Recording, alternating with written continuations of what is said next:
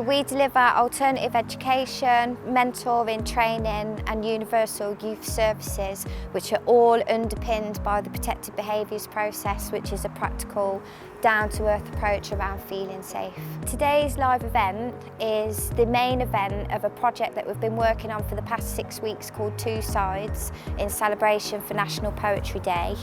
So the theme of the event and the theme that our young people have been working on has been around conflict and truth. So we've done a number of workshops with spoken word artists and a female MC, and throughout those workshops we've been exploring with our young people what is conflict, what is their version of truth. So all the material that's been produced tonight has all been written, it's all original material that our young people have wrote and worked extremely hard on. The content's going to be very raw in regards to it's honest, and it paints a picture of what it's like being a young person living within Coventry City. The project is called Two Sides, so basically two sides to every story. So what we've done, we've flipped that concept and we're talking about the side from the young people and conflict that they face. That could be anything from county lines drug dealing, it could be anything from knife crime, it could be social media, it could be bullying, anything. But what happens a lot of the times is the suits, or adults for the most part, create laws and decisions made for young people living in certain situations that they've never experienced. So these young people have quite an angst and some things to say. That's where I've come in, DCP, the orator, another poet, and Feisty, working with Stacey and COV with the young people.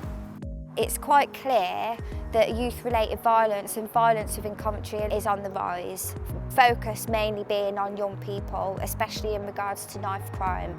And I think that it's really important to hear our young people's narrative as to why there is that rise, why there is a rise in conflict, and hear it from a young person's perspective. Coventry is very focused on hearing a young person's voice, but some of our young people don't want to attend councillor meetings, or they don't want to be more formal with their approach. So what we've done is we've been less formal and provided a creative outlet in order for their voices to be heard. I've been asking to do volunteer work because I can see how much it actually helps with young people.